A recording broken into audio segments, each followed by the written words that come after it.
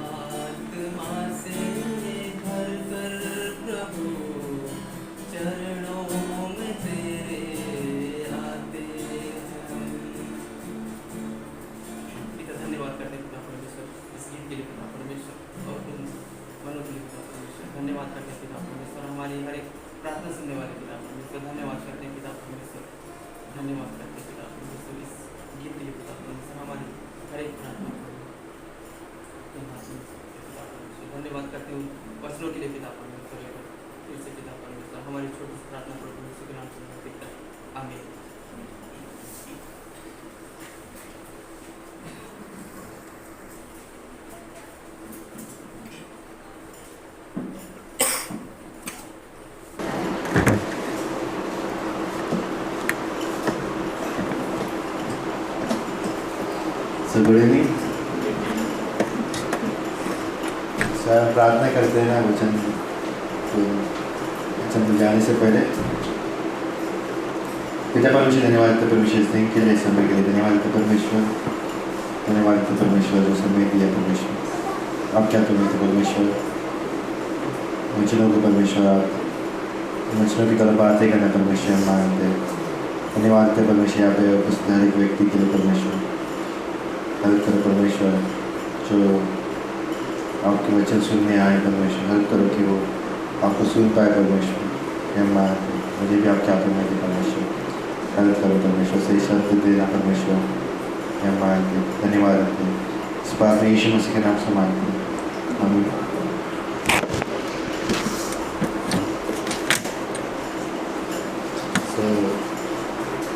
इफिसियों का चौथा अध्याय 15 से 16 पढ़ सकते हैं।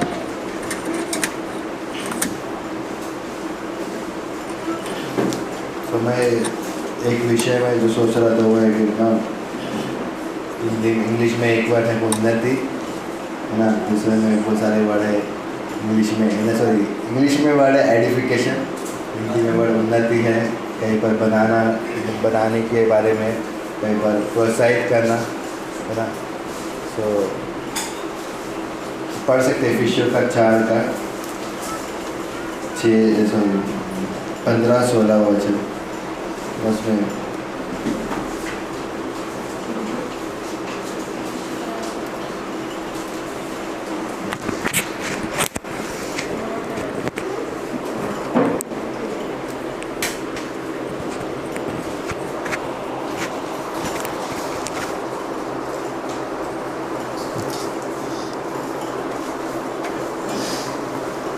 कोई पढ़ सकता है हिंदी में इफिसियों का 4 का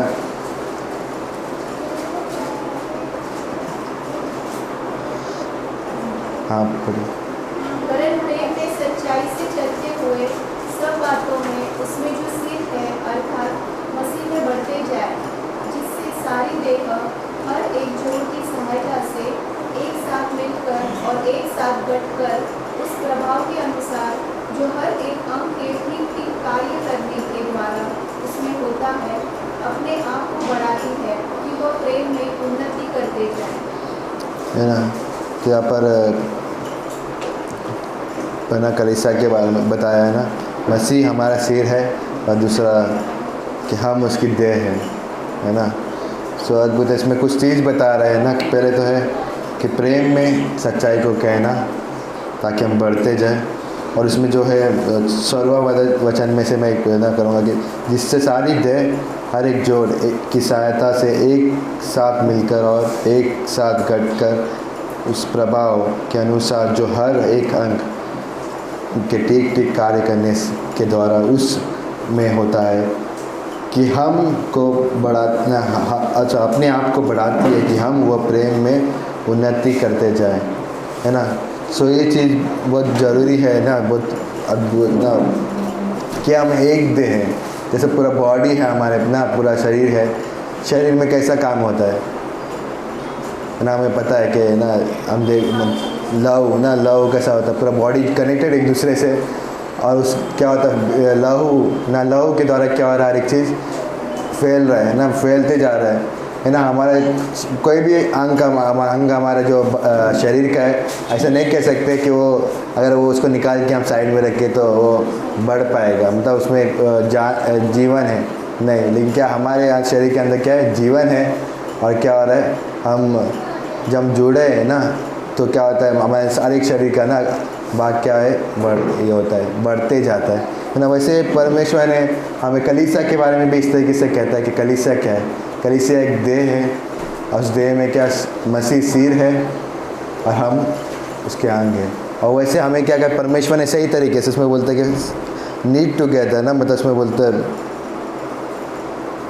ना हर एक जोड़ की सहायता से एक साथ मिलकर और एक साथ गट करना तो ऐसा कि मतलब एक साथ मिलना ना एक साथ मिला हुआ है ना कनेक्टेड है और उस तरीके से क्या हो रहा है ना ये हो रहा है। उसमें एक चीज़ बोलते हैं कि उन्नति इसका कारण क्या है कि हम कि वह प्रेम में उन्नति करते जाए।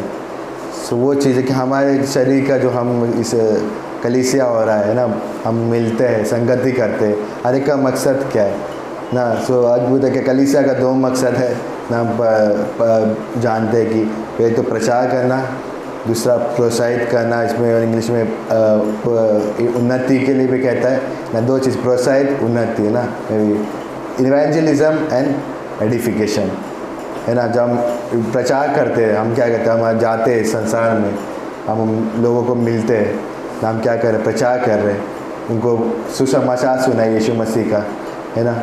और उसके बाद हम क्या कर रहे हैं, दूसरा चीज़ क्या है, एडिफिकेशन, प्रोत्साहित करना, है ना। हम जो विश्वास में आए, जो यीशु मसीह में, हम सबको क्या किस चीज़ की ज़रूरत है, बढ़ने की ज़रूरत है मसीह में, है ना। उस कैसे हो सकता है, ये है कि प्रेम के द्वारा ना। इसमें क्या होता है, प्रेम वो चीज़ है ना, तो सोच रहा कि उन्नति करना ना, प्रोत्साहित करना। इस संसार में बहुत सारे ना निराशा हर जगह पे, हम कहीं पर भी जाए हमें निराश हो सकते हैं ना। निराश करने के लिए ज़्यादा कुछ नहीं, बस थोड़ा सा कुछ बोल दो, निराश हो जाएगी हम ना। तो बहुत ये कि कठिन, लेकिन हम अपने जीवन में प्रोत्साहित कैसे हो सकते हैं, कि संसार में हमें प्रोत्साहित मिल सकता है, ये संसार भी करेगा, लेकिन संसार का मकसद क्या होता है, संसार के लोगों का मकसद क्या होता है ना। कभी भी हमारा ये नहीं होगा कि हम मसीह में, परमेश्वर में बढ़े, उनका अलग तरीके से। हम कहते हैं कि एक हमारे परमेश्वर का राज्य है, फिर पर यीशु मसीह का और शैतान का राज्य है ना, दोनों अलग है। तो हर एक चीज़ क्या करता है, वो डुप्लीकेट, कॉपी करता है जो मसीह की इसमें होता है ना। वहाँ पे भी एंकरेजमेंट होगा, लेकिन गलत चीज़ों में होगा ना। हम संसार में जाके कुछ चीज़ बोलेंगे तो कुछ चीज़ें कि मुझे मदद चाहिए ना, तो क्या गलत चीज़ों की तरफ प्रोत्साहित करेंगे ना। एक वर्ड है, एक और वर्ड है, उसको बोलते हैं उकसाना। जो उकसाना मतलब दोनों तरीके से, हम अच्छे चीज़ों के लिए भी उकसा सकते हैं, लेकिन गलत चीज़ों के लिए लोगों को उकसा सकते हैं, है ना। तो ये जरूरी है कि कहाँ पर हम प्रोत्साहित हो रहे हैं, कहाँ पे हमारा उन्नति हो रहा है। सो ये सोचा कि जरूरी है कि हम कलीसिया में क्या है, बने रहे, क्योंकि कलीसिया में एक जगह परमेश्वर ने हमें रखा है, ताकि हम क्या करें, जुड़े, एक दूसरे से कनेक्टेड रहे ना, और क्या हो, हम प्रेम में क्या हो, उन्नति हो जाए, है ना। तो 2 चीज़ों के बारे में मैं सोच रहा था कि 2 चीज़ ना क्या ज़रूरी है ना, हम कैसे उन्नति कर सकते हैं एक दूसरे की। पहले तो सवाल आता है ना, तो मैं आप कोई बता सकते हैं कैसे हम उन्नति कर सकते हैं दूसरे की, फिर मैं जाता हूँ उस बात में। उन्नति मतलब कैसे हम एक दूसरे को प्रोत्साहित कर सकते हैं। जब हम कुछ वचन में बने हैं तो यस, हम कुछ ना दूसरे को हम कैसा कर सकते हैं, मतलब परमेश्वर के वचन के द्वारा। यस, और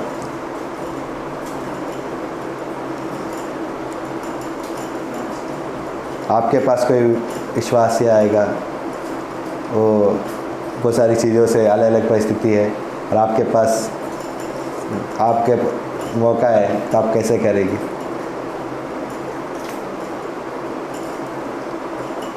ना मैं इसके बारे में सोच रहा था, ये मतलब मुझे बहुत अच्छा लग रहा था इसे ना, कल से मैं सोच रहा था इसके बारे में प्रोत्साहित करने के बारे में, तो आप सोच सकते हैं।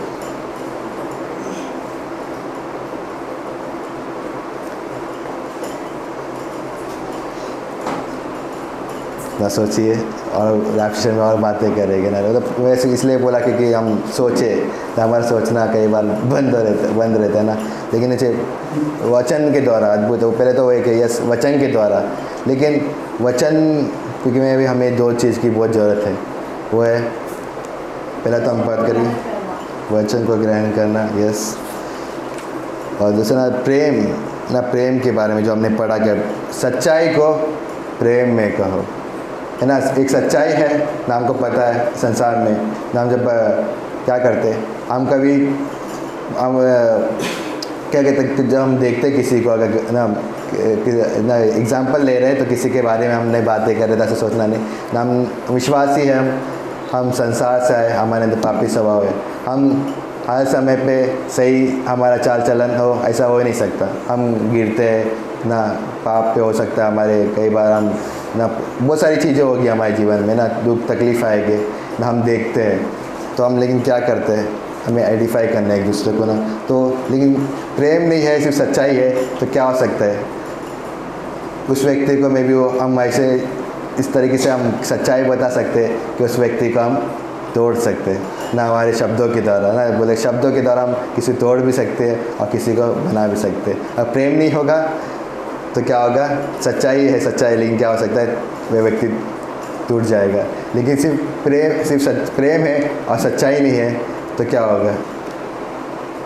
वो भी टूट जाता है ना, वहाँ पे टूटते जा सकते हो सकते हैं, लेकिन हम उस व्यक्ति को वे भी हम सच्चाई नहीं बताएंगे, या कुछ चीज़ें हमारे लिए अच्छा नहीं है, विश्वासी होने के नाते हमारे लिए कुछ चीज़ें अच्छी नहीं है, लेकिन क्या होगा? प्रेम है, अनुग्रह है ना, तो हम मे भी उसको ये नहीं कर सकते। तो क्या होगा? वो व्यक्ति उस चीज़ों में रहेगा और उस व्यक्ति उस चीज़ों से कभी बाहर नहीं आ पाएगा। तो अद्भुत है कि दोनों प्रेम और सच्चाई ना, क्या बोलते हैं, जुड़ा हुआ है, प्रेम और सच्चाई। तो ये प्रेम बहुत ज़रूरी है हमारे इसमें, कि हम एक दूसरे को जब वचनों के द्वारा क्या करते हैं? आइडेंटिफाई करते हैं ना। तो प्रेम ज़रूरी है। प्रेम के बारे में मैं कुछ बातें अब करेंगे, है ना। पहला कोरिन्थियों का पहले तो वो वचन पढ़ेंगे, पहला कोरिन्थियों का 8वां अध्याय का पहला वचन, उसका दूसरा भाग है।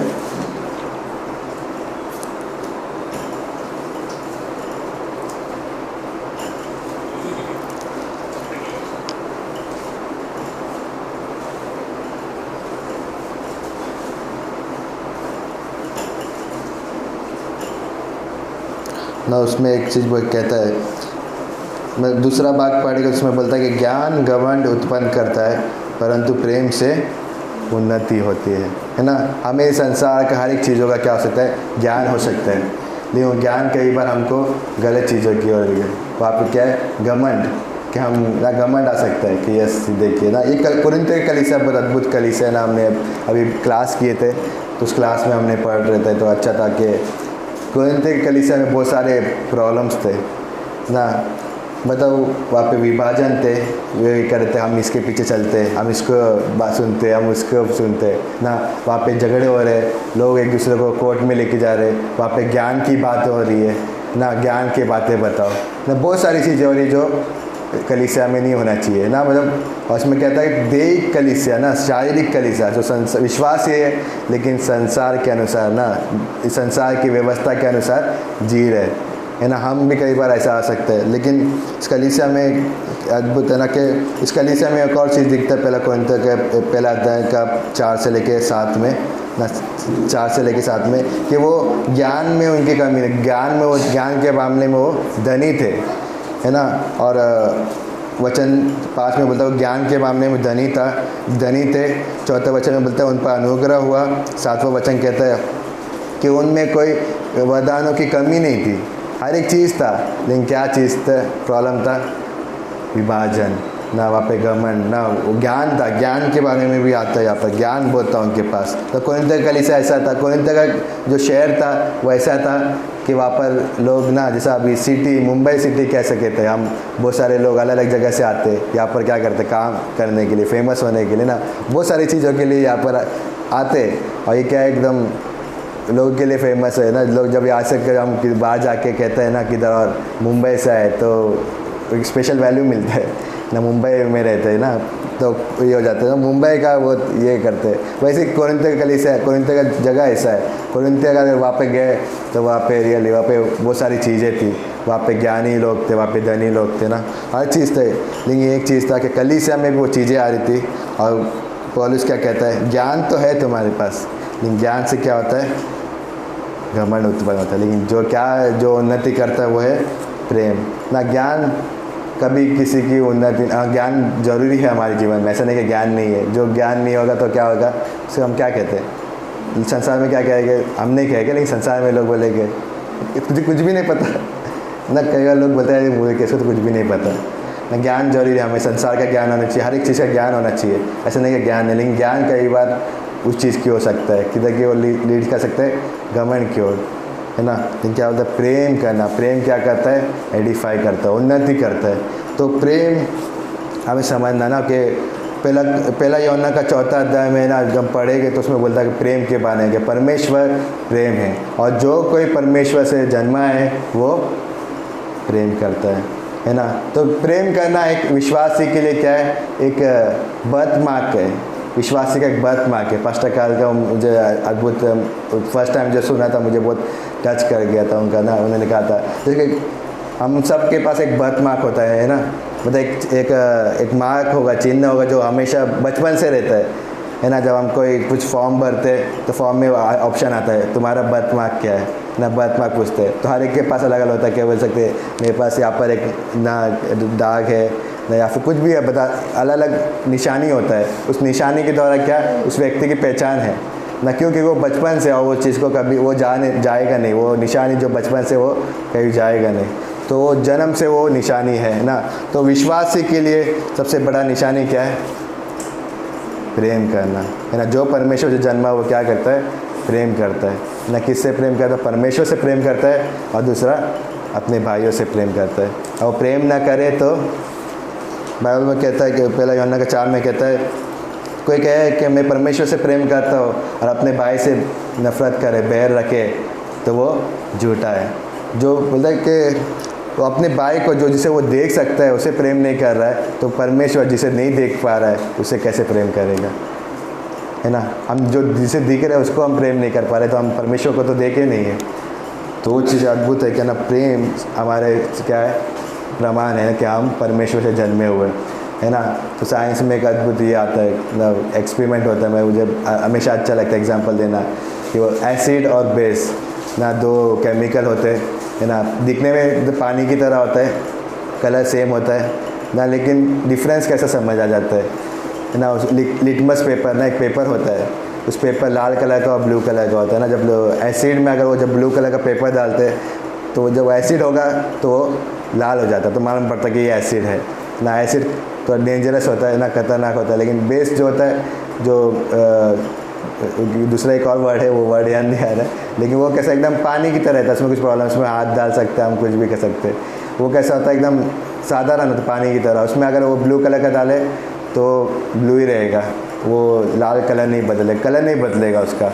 तो ऐसी है प्रेम हमारे जीवन का, ऐसा है कि लिटमस पेपर की तरह है ना। जो परमेश्वर जन्म में प्रेम करता है ना, तो प्रेम हमारे लिए क्या, वो लिटमस पेपर। जब संसार में हमारे पास परमेश्वर क्या मांगता है, प्रेम करना ना। यीशु मसीह ने भी कहा, यदि तुम आपस में प्रेम कर रखोगे तो मेरे शिष्य, सब जानेंगे कि तुम मेरे शिष्य हो। यूहन्ना का 13वां अध्याय ना, उसमें कहता है कि यीशु मसीह ने कहा कि जैसा मैंने तुमसे प्रेम किया है वैसे तुम एक दूसरे से प्रेम करना, और जब तुम प्रेम करोगे तो संसार जाने तुम मेरे शिष्य हो। तो शिष्य होने का प्रमाण है प्रेम, और परमेश्वर से जन्म होने का प्रमाण है। तो वो चीज़ है, सबसे पहला वो चीज़ है ना। प्रेम करने के लिए हमें ज्ञान की ज़रूरत नहीं है, बस प्रेम करना ना। एक बच्चा जब पैदा होता है तो अपने माँ बाप को देखता है, तो वो क्या होता है, उसके पास ज़्यादा ज्ञान नहीं है, लेकिन वो देख रहा है और देख देख के पहचान जाता है कि कौन उसके माँ बाप है ना। जब अनजान व्यक्ति के पास जाएगा तो रोने लग जाता है ना, तो वो समझ जाता है, मतलब हम देखते हैं बच्चे लोगों भी पहचान पाते हैं। तो वैसी है कि परमेश्वर ने अद्भुत एक चीज़ रखा है ना, विश्वास ना इंसान के अंदर, वो है प्रेम। और विश्वासी का प्रेम करना बहुत जरूरी है। तो पहला कोरिन्थियों का 13वां अध्याय,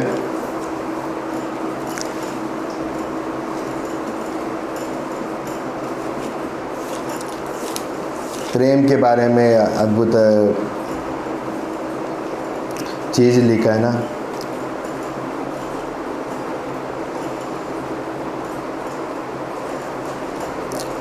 यदि मैं मनुष्य और स्वर्गदूतों की बोलियाँ बोलूँ और प्रेम न रखूँ तो मैं टनटनाता हुआ पित्तल और झनझनाती हुई जहाज हूँ।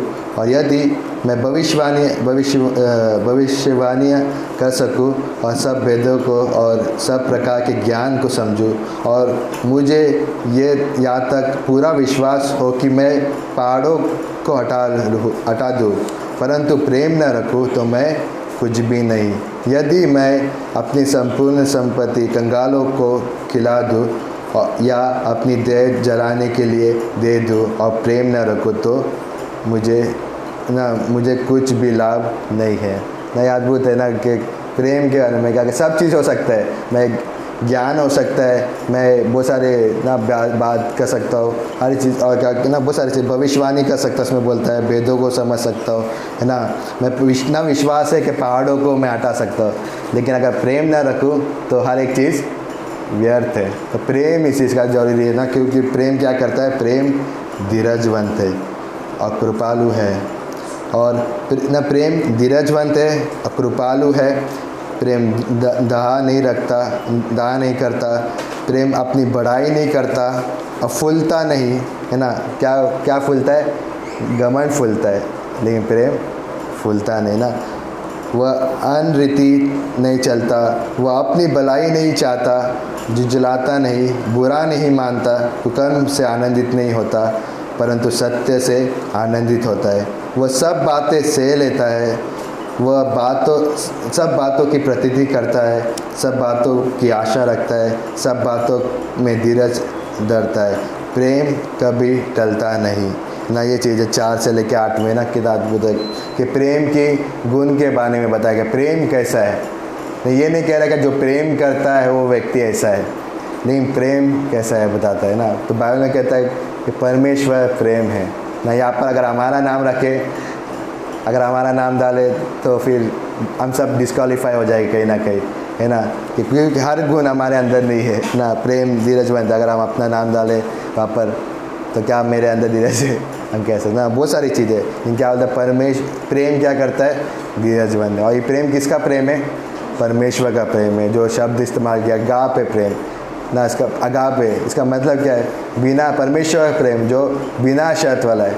हमारा प्रेम में क्या होता है, एक सीमा होती है ना। हम किसी व्यक्ति को प्रेम करना है तो हम करते एक कर सकते एक, लेकिन एक समय आएगा, एक सीमित है। हम उस समय भी बोलेंगे ख़त्म, अभी ना बहुत हो गया, बहुत हमने ना किया, किससे बहुत सहन कर लिया, बहुत सारी ना लिमिट आ जाएगा। या फिर ऐसा होता है कि तुम कुछ करोगे तो मैं प्रेम करूँगा, तुम नहीं हो तो प्रेम नहीं ना। ऐसा कंडीशन होता है, शर्त वाला और कोई सीमा होती है। लेकिन परमेश्वर प्रेम कैसा है, बिना शर्त वाला प्रेम।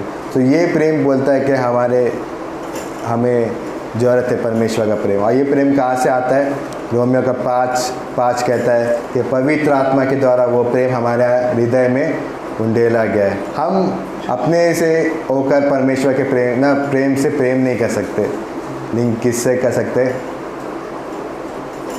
जो परमेश्वर ने हमारे अंदर पवित्र आत्मा के द्वारा प्रेम डाला है ना। रोमियो का 5:5 उसमें पढ़ सकते वो वचन।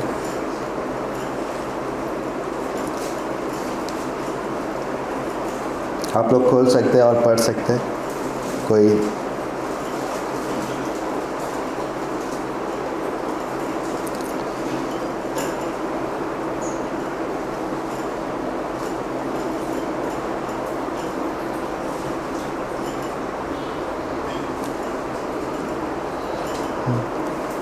धर्मपाल में पढ़ सकते हैं। और आशा से आप पढ़िए कोई, हाँ पढ़िए। और आशा से लज्जा नहीं होती, क्योंकि पवित्र आत्मा जो हमें दिया गया है उसके द्वारा परमेश्वर का प्रेम हमारे मन में डाला गया है ना। उसमें यस उतना ही था ना। उसमें क्या होता है, पवित्र आत्मा जो हमें दिया गया है उसके द्वारा परमेश्वर का प्रेम ना। अद्भुत है कि हमारे पास सोच के ना कहाँ से प्रेम आता है, परमेश्वर प्रेम पवित्र आत्मा के द्वारा ना। वो प्रेम हमारे अंदर है, उस प्रेम में क्या होता है, परमेश्वर। और उसका कारण क्या है कि कलीसिया की उन्नति हो, हम एक दूसरे की उन्नति कर सके ना। तो हमें चाहिए, हमें प्रेम करना ना। कोई व्यक्ति ना ऐसा कहता है ना, कोई व्यक्ति बोल सकता है मैं कलीसिया घर पे रहकर ना क्या ना बाइबल पढ़ लूँगा, प्रार्थना कर लूँगा ना, लेकिन कलीसिया में आना कठिन हो सकता है ना। कई बार ऐसा नहीं, हम विश्वासी जीवन अकेले जिया नहीं जा सकता, क्योंकि हमें ज़रूरत है एक दूसरे को। अगर परमेश्वर का प्रेम हमारे अंदर डाला गया है तो हमें उस प्रेम दिखाने के लिए परमेश्वर ने हमें एक दूसरे को दिया है। तो हम प्रेम के द्वारा ना, प्रेम के द्वारा क्या करें, उन्नति ना, हम एक दूसरे की उन्नति करें। तो प्रेम पर पहले तो एक परमेश्वर का प्रेम हमारे जीवन में बहुत जरूरी है। तो प्रेम के बिना उन्नति नहीं किया जाता है, या फिर ज्ञान आ जाएगा हमारे पास, पूरा बाइबल का ज्ञान आ सकता है हर चीज़ कि हम अगर उन्नति के बारे में कहा गया, प्रोत्साहित के बारे में, वो ज्ञान हो सकता है पूरा, लेकिन आखिर में वो उपयोग में नहीं आ पाएगा अगर वो प्रेम नहीं होगा है ना, हम कह सकते कि हाँ उन्नति कैसे होता है, वचनों के द्वारा, प्रेम के द्वारा, अनुग्रह के द्वारा, बहुत सारी चीज़ें। लेकिन क्या एक ज़रूरी है कि प्रेम ना जो हम अनुभव करते और वो प्रेम हम करते ना। पहला यूहन्ना का 4 अध्याय में वो वचन कहता है कि वो बहुत अच्छा लगता है मुझे वचन, सॉरी 4 अध्याय नहीं, 3 अध्याय,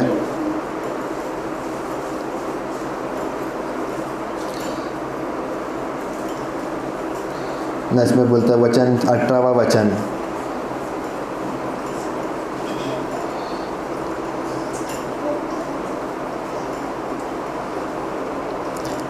प्रेम में, सॉरी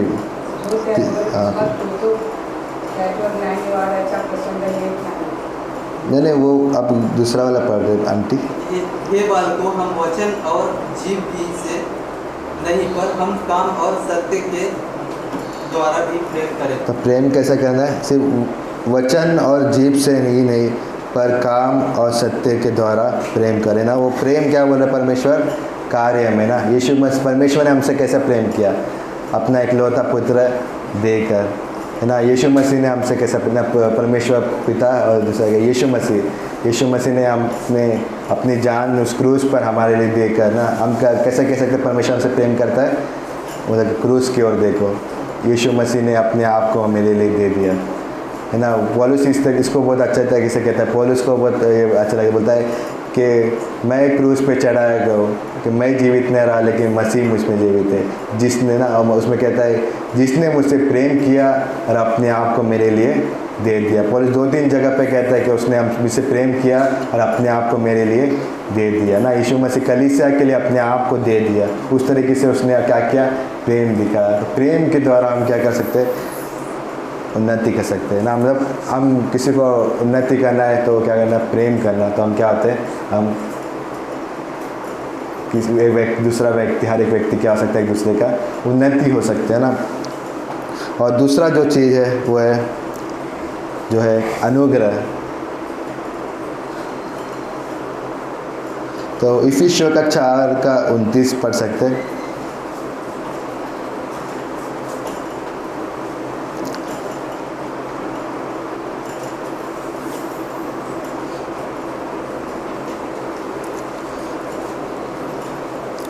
मतलब कोई गंदी बात तुम्हारे मुंह से न निकले, पर आवश्यकता के अनुसार वही निकले जो उन्नति के लिए उत्तम हो, ताकि उससे सुनने वाले पर अनुग्रह हो, है ना। वो बातें निकले जो क्या करें? उन्नति के लिए, है ना, लिए उत्तम हो, ताकि सुनने वाले के लिए अनुग्रह निकले। और कुलिस्से का 4:6 वो भी इसी प्रकार से कहता है, तुम्हारा वचन सदा अनुग्रह सहित और सलोना हो कि तुम्हें हर मनुष्य को उचित रीति से उत्तर देना आ जाए, है ना। कि तुम्हारा वचन कैसे रहे? वचन मतलब हम जो कहते हैं, हम जो बातचीत करते हैं ना।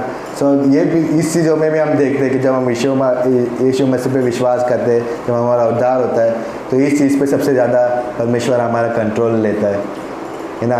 तो हमारा बदल जाता है। मे भी हम विश्वास में आने से पहले अलग तरीके से हम बातें करते थे, बट ये भी एक चिन्ह है कि हम देखते हैं कि विश्वास में आने के बाद हमारा बातचीत बदल जाता है। मे भी हम में भी नकारात्मक बातें करते थे, पहले गंदी बातें करते थे, लेकिन अभी हम परमेश्वर के वचनों के द्वारा बातें करते, ताकि क्या को उन्नति हो सके एक दूसरे का ना। तो ये अच्छा बोलते हैं कि तुम मनुष्य को उचित रीति से उत्तर देना आ जाए। ये चीज़ है कि हम कैसे हम लोगों को हम आइडेंटिफाई करते हैं ना।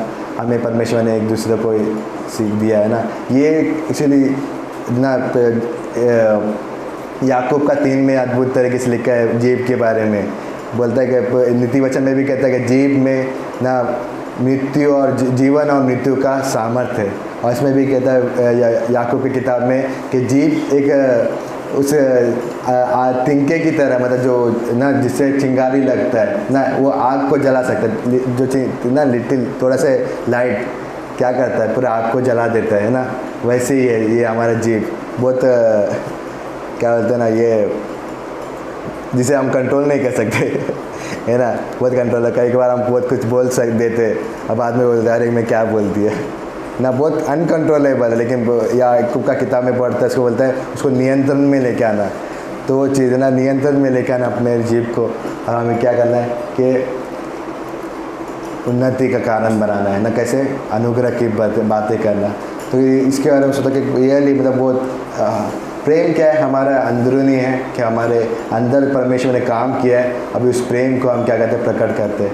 और दूसरा है हम जो जीभ से हम कहते हैं, है ना, कई बार हम कुछ चीज़ें कह सकते हैं, उस कहने से क्या कर सकते हैं, हम किसी व्यक्ति को तोड़ सकते हैं। और होता है कई बार हम सब इसमें आ जाते हैं ना, हम कई बार हम कर सकते हैं, लेकिन क्या होता है उन्नति का कारण बनना ना, को कैसा अनुग्रह की बात है ना। अनुग्रह क्या है ना, अनुग्रह हम बढ़ते कि अनुग्रह ना जो उस व्यक्ति की ना जिसके योग नहीं है उस व्यक्ति को वो देना, वो अनुग्रह के योग्य ना। में भी कई बार हम देख सकते हैं कुछ चीज़ें सही नहीं है, बट हम क्या कहते हैं परमेश्वर के प्रेम को, परमेश्वर वचन को हम क्या कहते हैं उस व्यक्ति पे देते हैं, तो क्या होता है हम अनुग्रह दे रहे हैं, है ना।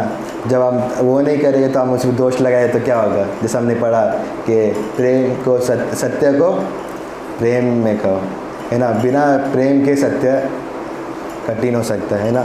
सो ये चीज़ का अनुग्रह से भरा हुआ हमारा जीव ना, तो ये लेना कहीं तक आज हथियार का इस्तेमाल नहीं करते, लेकिन हमारा जीव एक सबसे बड़ा हथियार बन जाता है, इससे हम किसी को नष्ट कर सकते हैं ना। तो कुरिन्थियों की किताब में वो चीज़ कहता है पौलुस ना, जब पौलुस एक कुरिन्थियों की किताब लिख रहा है तो पौलुस बोलता है मुझे अधिकार दिया गया है तुम्हें बनाने के लिए, ना कि नष्ट करने के लिए। पहला कुरिन्थियों का दूसरा कुरिन्थियों का 10:8।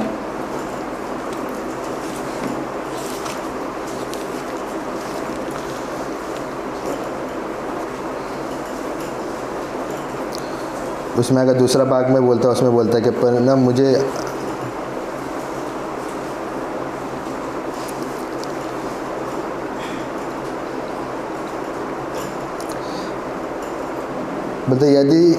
यदि मैं उस अधिकार के विषय में और भी घमंड दिखाऊं जो प्रभु ने तुम्हारे बिगाड़ने के लिए नहीं पर बनाने के लिए हमें दिया है, और तो लज्जित ना हो, है ना। और उसी में 13वां अध्याय में भी कहता है उसी वचन को, अधिकार के बारे में 13वां अध्याय का 10वां वचन में ना। सो पौलुस के पास वो अधिकार है, और पौलुस उस अधिकार को क्या इस्तेमाल कर रहा है ना, बिगाड़ने के लिए नहीं, लेकिन क्या करने के लिए ना, इसमें बनाने के लिए शब्द है, लेकिन इंग्लिश में वो एडिफिकेशन ना, उन्नति के लिए करने के लिए ना। तो पौलुस वहाँ पे उनसे नाराज़ नहीं है, मतलब वहाँ पे उनके क्रोधित नहीं है जब वो पत्री लिख रहा है, उनके देख रहे हैं कि उनके जीवन में ना कलीसिया में कितनी सारी चीज़ें हो रही है, लेकिन वहाँ पे वो उनसे नाराज़ नहीं है, लेकिन उससे क्या कर रहा है प्रेम करता है। वो बोलता है कि मैं तुमसे प्रेम करता हूँ ना, और इसलिए मैं ये चीज़ें को लिख रहा हूँ, मैं तुम्हें ना दोष लगाने के लिए नहीं, लेकिन मैं तुम्हें चेताने के लिए मैं तुमको ये वचन को लिख रहा हूँ ना। और क्या बोलते हैं कि मैं तुम्हें बनाने के लिए, बिगाड़ने के लिए नहीं ना। तो ये चीज़ है कि हमारा कहना, हमारा हर चीज़ क्या हो सकता है, एक कारण बन सकता है ना किसी का उन्नति का ना। हम सबको हम सब कितने समय से ना अलग अलग समय से विश्वास में, लेकिन हम सबको अगर हम याद करें तो हमारे जीवन में बहुत सारे व्यक्ति होंगे जिन्होंने हमें परमेश्वर के वचनों से एडिफाई किया है ना, उन्नति की है ना, हमें प्रोत्साहित किया है। और वो वचन क्या बता, आज भी अगर हम याद करेंगे तो ना हम सोचे ना, हमें याद आता है कि उस व्यक्ति ने उस समय पे मुझे इन वचनों से क्या किया, प्रोत्साहित किया ना। वचन के बिना हम एक दूसरे को प्रोत्साहित भी नहीं कर सकते, बिना वचन के प्रोत्साहित नहीं हो सकते ना। परमेश्वर वचन जरूरत है ना, लेकिन कैसे हम उस वचनों को लेते ना, कैसे हम वचनों को देते, बहुत मायने रखता ना। जैसे हमने पढ़ रहे थे कि पहला कुरिन्थियों में कहता है कि क्या तुम नहीं जानते कि तुम परमेश्वर का मंदिर हो ना। वहाँ पे दो तरीके से कह सकते हैं, उसको क्रोध में कह सकते हैं, गुस्से में, या फिर से प्रेम में कह सकते हैं, है ना। गुस्से में कहोगे तो क्या हो जाएगा, इंसान टूट के हो जाएगा, वो बोलेगा नेक्स्ट टाइम इसको सुनना नहीं इस व्यक्ति को, है ना। तो लेकिन जब वो क्या बोलता है प्रेम में कह रहा है, उसको बता रहा है क्या तुम नहीं जानते कि तुम ना, कहने का तरीका बहुत मायने रखता है। सेम वचन है लेकिन हम किस तरीके से उसको लेते हैं ना। तो अद्भुत है कि प्रेम और अनुग्रह हमारे लिए बहुत ज़रूरी है ना इस देह में, क्योंकि हम सबको, ऐसा कोई व्यक्ति नहीं बोल सकता कि मुझे ज़रूरत नहीं है एक दूसरे की ना, मुझे किसी व्यक्ति की, मुझे हर एक व्यक्ति की ज़रूरत है ना। हम सबका हिस्सा बहुत मायने रखता है कलीसिया के अंदर, है ना। और इसलिए हम क्या करते हैं, आनंदित होते हैं जब हमें कलीसिया में आते एक दूसरे को मिलते हैं ना। अद्भुत है ना, इसलिए हम क्या करते हैं इसलिए जो पिकनिक अभी आ रहा है ना, अद्भुत, हम एंजॉय कर रहे हैं, एक्साइटेड है ना पिकनिक के लिए। क्यों? क्योंकि हम मिलने वाले हैं वहाँ पे, हम अच्छा समय रहेगा एक दूसरे के साथ में ना। हम वहाँ पे गेम होगा, वहाँ पे हम बात भी करेंगे, वचनों के द्वारा उत्साहित करेंगे, साथ में लंच करेंगे ना, हर चीज़ होगा। लेकिन क्या वहाँ पर प्रेम और अनुग्रह से हर एक चीज़ होगा। अगर वो चीज़ भी नहीं होगा तो ये संसार की चीज़ें बन सकती। संसार में भी लोग पिकनिक जाते, संसार में भी लोग ना करते, लेकिन क्या वो एडिफाई कर सकते हैं? नहीं। लेकिन जो हम कलीसिया में करते एडिफाई करते, हमें याद रहता है। हमें एक पिकनिक धर्मराज जी का हमें याद है, अद्भुत है। उन्हें बहुत सारी चीज़ हुई थी लास्ट टाइम, लेकिन बोले नहीं नेक्स्ट टाइम का भी बताइए। अद्भुत, हम क्या कर रहे हैं, उतना हम प्रोत्साहित होते हैं ना, हमें उन्नति पाते एक दूसरे के उपस्थिति के द्वारा, एक दूसरे के वचनों के द्वारा ना, इसलिए बहुत ज़रूरी है ना। तो लेकिन कई बार बहुत सारी चीज़ें हो सकती है। उन्नति करने का अलग तरीका होता है ना। कई बार हम थैंक यू बोलते हैं, कई बार हम ना इंकरेज करते, बहुत सारे तरीके से। लेकिन एग्ज़ाम्पल समझना के ना, कई बार हम बोलते हैं ना, एक चीज़ हो सकता है जो मैं गलत नहीं है, लेकिन बट हम बहुत सारी चीज़ कह सकते हैं, लेकिन वो हमारे हृदय से नहीं आ सकते, है ना। हम बाहर से तो कह सकते हैं वाह अच्छा था, थैंक यू ना, लेकिन बट क्या वो हृदय से था? क्या वो पवित्र आत्मा के परमेश्वर के प्रेम से था, है ना। वो बहुत मायने रखता है। अगर परमेश्वर के प्रेम की वजह से नहीं हो तो मे भी वो सामने वालों को प्रोत्साहित नहीं करेगा। लेकिन जब परमेश्वर के प्रेम से होगा तो वह व्यक्ति को प्रोत्साहित करेगा, वो व्यक्ति बढ़ते जाएगा ना। सो अद्भुत। तो एक एग्जाम्पल ना, अगर प्रेम और अनुग्रह है तो उसका एग्जाम्पल हमें कहाँ पे मिलता है? परमेश्वर के द्वारा ना। परमेश्वर प्रेम है, परमेश्वर अनुग्रह ही परमेश्वर है ना। तो बोर तो नहीं हो रहे हम लोग? हो रहे? अच्छा ओके। तो जकरिया का अध्याय ना, जकरिया का किताब पढ़ सकते हैं। 2 एग्जाम्पल है।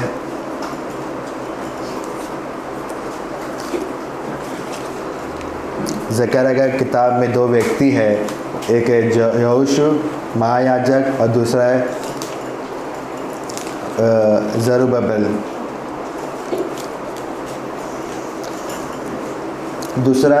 जकरिया का 3रा अध्याय में वहाँ पे एक दर्शन है, उसमें एक भविष्यवक्ता को मिला और उसमें कहता है कि यहोशू महायाजक ना, वचन पढ़ता हूँ मैं,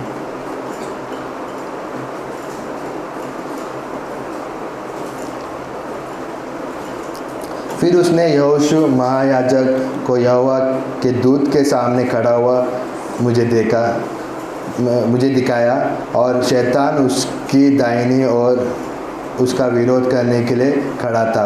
तब यहोवा ने शैतान से कहा, हे शैतान, यहोवा तुझको गुड़ के, यहोवा जो यरूशलेम को अपना लेता है वह तुझको गुड़ के। क्या यह आग से निकली हुई लुकटी सी नहीं है ना। और बोलता है उस समय यहोशू तो दूत के सामने मैला वस्त्र पहने खड़ा हुआ था, है ना। ये चीज़ है कि वहाँ पे यहोशू महायाजक है और उसके बारे में कहता है कि वो वहाँ पे मैला गंदा कपड़ा पहने खड़ा हुआ था ना। वो एक चित्र है कि वो में भी पाप हो सकता है ना, बहुत सारी चीज़ें होगी जो परमेश्वर के धार्मिकता, परमेश्वर की पवित्रता के विरोध है। और शैतान क्या करता है उस चीज़ों को? देखो ये तुम्हारा दास है और तुम्हारा दास क्या कर रहा है, देखो तुम्हारे दास के कपड़े देखो ना। शैतान क्या करता है? दोष लगाता है। पर शैतान क्या करता है ना? मजाक उड़ाता है ना, वही है। लेकिन परमेश्वर क्या कहता है वहाँ पे पता है कि वो तुम्हें गुड़के, मतलब तुम्हें डांटे ना। वो जो वर्ड का मतलब वही है ना। और क्या बोलता है, ये अच्छा लगता है, क्या यह आग से निकाली हुई लुकटी सी नहीं है ना। मतलब आग में मतलब उस समय पे देखते लकड़ी को जलाते है ना, जलाते तो जब क्या होता है, जब आग बुझ जाता है तो क्या रह जाता है? कोयला कहते हैं ना, कोयला कहते हैं, लकड़ी है ना। सोचो उस लकड़ी को लेकर आप घर पे लगा देंगे शो की तरह, तो लोग क्या बोलेंगे, ये क्या लगा दिया है, इससे क्या शो मिल रहा है, गंदा दिख रहा है घर, है ना। कोई लगाएगा ऐसा? कोई नहीं लगाएगा, क्योंकि बोलेगा एकदम अच्छा नहीं दिख रहा है। हम क्या लगेगा, अच्छे फ़ोटो लगाए जो दिखने में बहुत अच्छा है ना, हम खूबसूरत कलर करेंगे। लेकिन परमेश्वर क्या कह रहा है कि क्या वो आग से निकाली हुई लुप्ती सी नहीं है। परमेश्वर जानता है कि वो कौन है, यहोशू महायाजक ना कौन है, मतलब मुझे पता है वो कौन है। वो ना यस उसके अंदर भी पापी स्वभाव है, उसने भी किया है ना, हमने भी ऐसी है कि हमने ना वो परमेश्वर जानते हैं हमारे स्वभाव का, परमेश्वर हम सबको जानता है। पर ना मुझे पता है इनके स्वभाव के बारे में। तो शैतान कह सकता है इस व्यक्ति को देखो, इस व्यक्ति को देखो, लेकिन परमेश्वर क्या बोलता है, वहाँ पे शैतान को डांट रहा है, उस महायाजक को नहीं डांट रहा है। उस तरीके से क्या कर रहा है परमेश्वर, क्या कर रहा है, उस याजक को क्या कर रहा है, महायाजक को प्रोत्साहित कर रहा है ना। और दूसरा है उसी में 4 अध्याय में ये कहानी लेने का मकसद ये है कि क्योंकि वो एक समय मंदिर बन रहा था और मंदिर का काम रुक गया था, लगभग 12 साल तक रुक गया था। और इसका कारण इस किताब में बताता कि वाक्य अगुए गिर चुके थे, है ना। वहाँ पे ज़करिया करके है, ज़करिया की किताब में 4 अध्याय में जरुब्बाबेल करके वो व्यक्ति वो भी निराश है ना। और वहाँ पे वो वचन बोलता है, वचन 8 पढ़ूंगा मैं, 9वां वचन पढ़ूंगा। 9वां वचन से कहते हैं, जरुब्बाबेल ने अपने हाथों से इस भवन की नींव डाली है और वही अपने हाथों से उसको तैयार भी करेगा, है ना। और तब तू जानेगा कि यह सेनाओं का यहोवा ने मुझे तुम्हारे पास भेजा है ना। तो यहाँ पर जरुब्बाबेल भी निराश है अपने जीवन में। और वहाँ पे जो वचन अगर 6 में बोलता है कि तो नहीं ना तो बल से ना सामर्थ से पर तेरी आत्मा के द्वारा, है ना। और वहाँ पे कहता है कि पहाड़ का जो चोटी का जो सबसे ऊपर वाला पत्थर सिर्फ अनुग्रह कहकर लेके आएगा। और वहाँ पे एक चीज़ बोलता है, परमेश्वर कैसे उसको प्रोत्साहित कर रहा है कि तूने जो काम शुरुआत किया ना, मैं अपने शब्दों में कह रहा जो ना जरुब्बाबेल के हाथों से वो मंदिर का नींव डाला गया था, लेकिन मंदिर का काम रुक गया था। लेकिन परमेश्वर ने क्या कहा वहाँ पर कि तुम्हारे हाथों के द्वारा ही वो काम पूरा होगा ना। वहाँ पे उसको क्या कर रहे हैं, प्रोत्साहित कर रहे हैं ना। और बाद में जब पढ़ेंगे अगर एस्तर का किताब, एजरा का किताब ना, उसमें अगर पढ़ेगा उसमें कहता है कि जो मंदिर का काम रुक गया था, इस वचन ना, इस जब हगाई जब भविष्यवक्ता आया उसके प्रोत्साहित के वचन के द्वारा क्या हुआ, वो प्रोत्साहित हुए और बाद में मंदिर का काम शुरुआत हुआ और मंदिर पूरा हुआ, है ना। वहाँ पे निराश है, एक व्यक्ति निराश है और एक व्यक्ति पाप में ना, मैले कपड़े हैं ना। पाप में पता नहीं हम क्या कह सकते, लेकिन मैले कपड़े पाप को दर्शाता है। तो वो है, 2 चीज़ अलग अलग परिस्थिति है, लेकिन परमेश्वर दोनों को क्या कर रहा है, उत्साहित कर रहा है ना। परमेश्वर कैसे ना, परमेश्वर उनको प्रोत्साहित कर रहा है ना, उनको वो बता रहा है कि मैं जानता हूँ, है ना, वो चीज़ है। और वो यूहन्ना का 8 में भी देखता है कि वो फरीसी और सदुकी 2 लोग आए ना, 2 ग्रुप आए, एक स्त्री को लेकर और यीशु मसीह के सामने लेके आके ये कर दिया कि इसको क्या करना है, इसने पाप किया है, व्यभिचार किया है। तो इसको वचनों में लिखा है कि ना, मूसा की व्यवस्था में लिखा है कि ऐसे लोगों को पथराव कर देना चाहिए, मार देना चाहिए। लेकिन यीशु मसीह क्या कहता है उनको ना, पूरा हम स्टोरी नहीं पढ़ेंगे, हम पढ़ सकते, लेकिन यीशु मसीह आखिर में उस स्त्री को एक चीज़ कहता है ना, मैं भी तुम पे दोष नहीं लगाता हूँ, जा और पाप न कर ना। वहाँ पर उसको दोष नहीं लगा रहा, लेकिन वहाँ पे क्या किया, उन्नति किया, वहाँ पर उसको एडिफाई किया, बोलता है कि पाप मत कर, लेकिन आगे जा ना, वो चीज़ है। तो परमेश्वर का कैसा, परमेश्वर हम जानता है कि हमारी परिस्थिति, हम कौन से कहाँ से आए, हमारी परिस्थिति को जानता है एक चीज़, और उस परिस्थिति में क्या करता है, एडिफाई करता है ना, हमें उन्नति का ना, हमें प्रोत्साहित करता है। तो वो चीज़ है, यीशु मसीह हमारा ये ना, जब बाइबल में सुसमाचार की किताबें पढ़ते तो हम वही चीज़ देखते हैं कि फरीसी और सदुकी उसके विरोध में आ रहे हैं और उसके विपरीत जा रहे हैं। लेकिन जो टैक्स कलेक्टर, चुंगी लेने वाले और क्या पापी जो वेश्या लोग थे, वो यीशु मसीह के पास आ पा रहे थे। क्यों आ पा रहे थे? वो लोग फरीसियों के पास नहीं जा पा रहे थे, लेकिन यीशु मसीह के पास आ पा रहे थे। क्यों? क्योंकि उसके बाद अनुग्रह के शब्द थे ना, वो उनको प्रोत्साहित कर रहा था, वो उनको दोष नहीं लगा रहा था, है ना।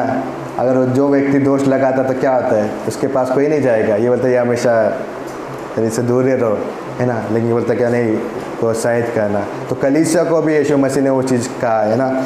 सो एक स्टोरी है आखिरी में क्लोज करने से पहले, एक किताब है, उस किताब में एक स्त्री इस तरीके से कहती है,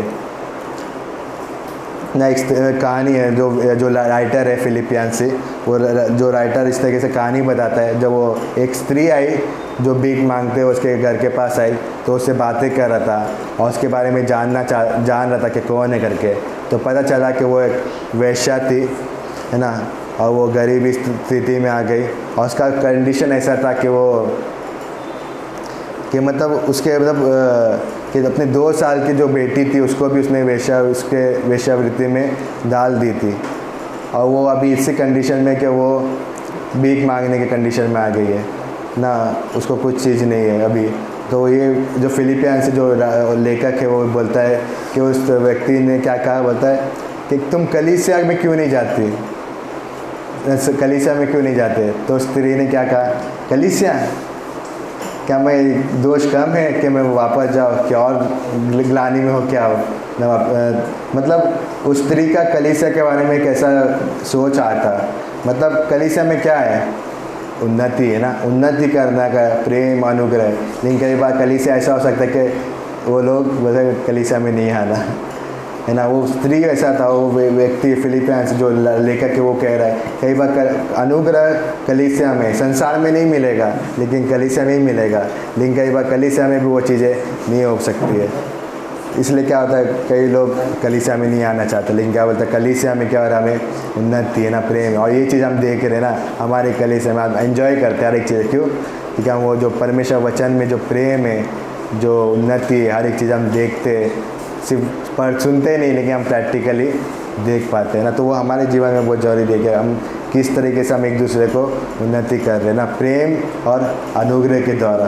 प्रभु यीशु मसीह जो हमारा आदर्श है उसको देखते हुए हम इस चीज़ों को कर रहे हैं ना, उस द्वारा से क्या होगा, हम बढ़ते जाएगा। इस कलीसिया में हम क्या होते हैं, आत्मिक जीवन में हम बढ़ पाएंगे ना। बिना उन्नति के हम बढ़ना, मतलब उन्नति मतलब बिना प्रेम और अनुग्रह के उन्नति होना कठिन है ना।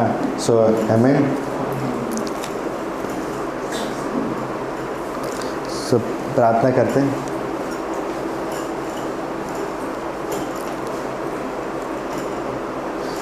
पिता परमेश्वर, धन्यवाद देते परमेश्वर इस दिन के लिए, समय के लिए धन्यवाद देते परमेश्वर। धन्यवाद देते परमेश्वर, आपने ये ध्येय रखा परमेश्वर, जहाँ पे हम परमेश्वर जो यहाँ पर है परमेश्वर, आप चाहते परमेश्वर कि हम उन्नति पाए परमेश्वर हर एक चीज़ों में परमेश्वर, क्योंकि परमेश्वर आपकी देह परमेश्वर। धन्यवाद देते परमेश्वर, हेल्प करो परमेश्वर। जो वचनों में कहता है कि प्रेम के द्वारा उन्नति होती है, प्रेम उन्नति करता है। हेल्प करो परमेश्वर, वो प्रेम हम आपस में रखें परमेश्वर। उस अनुग्रह के द्वारा परमेश्वर हम बातचीत करें परमेश्वर। हमारा जो शब्द परमेश्वर, हमारे मुंह से जो भी शब्द लिख रहे परमेश्वर, अनुग्रह के शब्द हो परमेश्वर, ताकि लोग उन्नति पाए परमेश्वर। हेल्प करना परमेश्वर।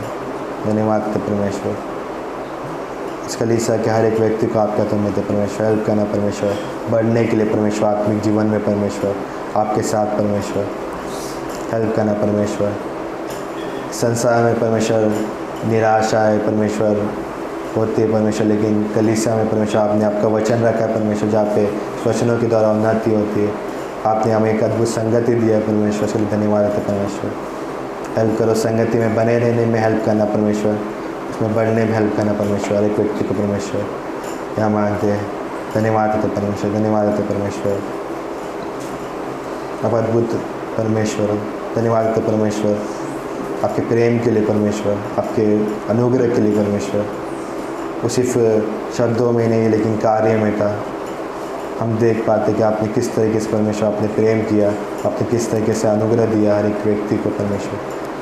धन्यवाद देते परमेश्वर। हेल्प करना परमेश्वर, हेल्प करना परमेश्वर। जो हम बाइबल कॉलेज होता है परमेश्वर, जो आउटरीच होता है परमेश्वर, जो अभी पिकनिक होगा परमेश्वर, इस डे में एक साथ होकर परमेश्वर में एंजॉय करे परमेश्वर, आनंद उठाए परमेश्वर और एक दूसरे की उन्नति करे परमेश्वर, वचनों के द्वारा परमेश्वर।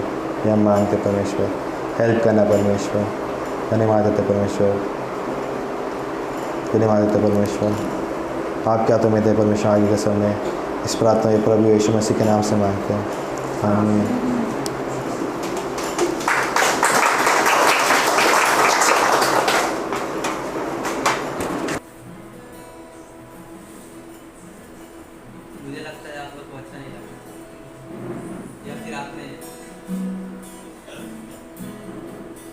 वचन यूहन्ना हमने सुना 3:18,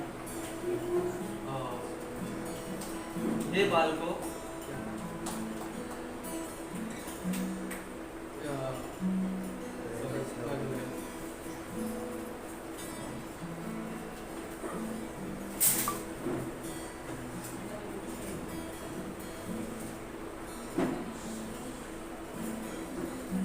3:18 कहता है कि हे बालकों, हम वचन और जीभ ही से नहीं पर काम और सत्य के द्वारा प्रेम करें।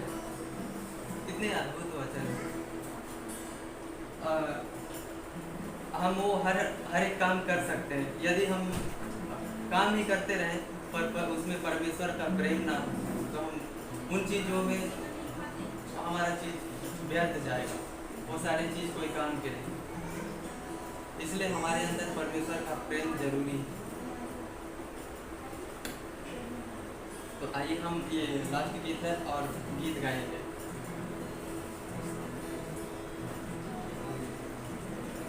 तो आप सब खड़े हो सकते हैं।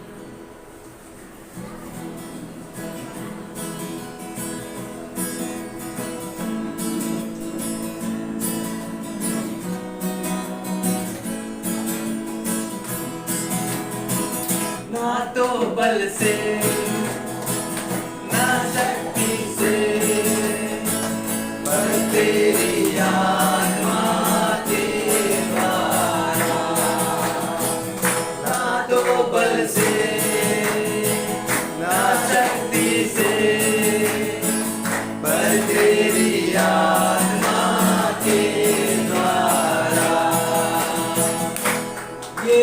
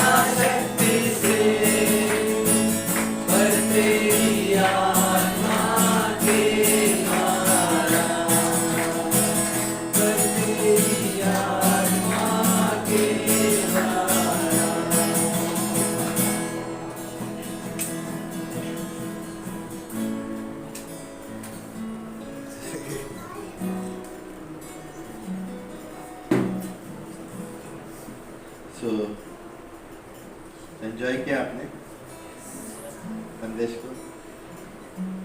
मैंने तो एंजॉय किया रियली। कुछ कल कुछ समय था मेरा ना, कुछ तो मैं भी राशन में और बातें करेंगे। कई बार ना हमारे में एक चीज़ वगैरह उन्नति के वचन हमेशा ऐसा नहीं कि आज जो मैंने कहा वो आज तक रह जाएगा, कल भूल जाएंगे। लेकिन जब हम उन्नति के वचन कहते हैं ना, जब उन्नति के लिए जब वचन कहते हैं प्रेम अनुग्रह से, वो हमेशा हमेशा के लिए रह जाएगा। हमें तो बढ़ाई गई लेकिन हम याद रह जाएगा वो चीज़ें, है ना। बोलेंगे क्या कुछ सालों पहले ना, कई साल हो गए थे भी वो वचन सुना था मैंने, या फिर मुझे उस भाई ने या उस बहन ने मुझे इस तरीके से प्रोत्साहित किया था और जीवन बदला मुझे। और रियली वो चीज़ आप सब ने अनुभव किया, आप लोग भी बता सकते हैं। तो वो चीज़ अद्भुत है कि कि उन्नति करना कलीसिया में, वो चीज़ हम जो मिल रहे वचन प्रचार करे तो कारण क्या है? सब चीज़ें उन्नति कि हम एक दूसरे में बढ़ते जाए ना। सो धन्यवाद। हम प्रार्थना करते हैं ना क्लोजिंग। पिता परमेश्वर धन्यवाद परमेश्वर समय के लिए, धन्यवाद परमेश्वर। परमेश्वर आप जानते परमेश्वर यहाँ पे बैठे हर एक व्यक्ति को परमेश्वर, यहाँ पे उपस्थित हर एक व्यक्ति को परमेश्वर तो उन्होंने अपने जीवन में कहाँ पर खड़ा है परमेश्वर, आप हेल्प करो परमेश्वर। आप के वचनों के द्वारा परमेश्वर आप प्रोत्साहित करो परमेश्वर, हेल्प करो परमेश्वर बढ़ने के लिए परमेश्वर। जैसे वो यहोशुआ या जग और ज़रुब्बाबेल परमेश्वर वो चीज़ों में थे परमेश्वर, जहाँ पे वो इतने निराश थे परमेश्वर, मंदिर का काम रुक गया था, लेकिन परमेश्वर आपके प्रोत्साहित के वचन परमेश्वर उनको सामर्थ्य दिया परमेश्वर, और परमेश्वर मंदिर का काम हुआ परमेश्वर। ऐसे हेल्प करो परमेश्वर कि हम जब शैतान परमेश्वर हमें निराश करे परमेश्वर, रोक दे परमेश्वर, हेल्प करो परमेश्वर आपके वचनों के द्वारा परमेश्वर आप प्रोत्साहित करना परमेश्वर, ताकि हम बढ़े परमेश्वर, हम मांगते परमेश्वर, हेल्प करना परमेश्वर। हर एक व्यक्ति इस कलीसिया में जो है आपके लिए मूल्य है, मूल्यवान है परमेश्वर, आप प्रेशियस है परमेश्वर आपके नज़रों में परमेश्वर।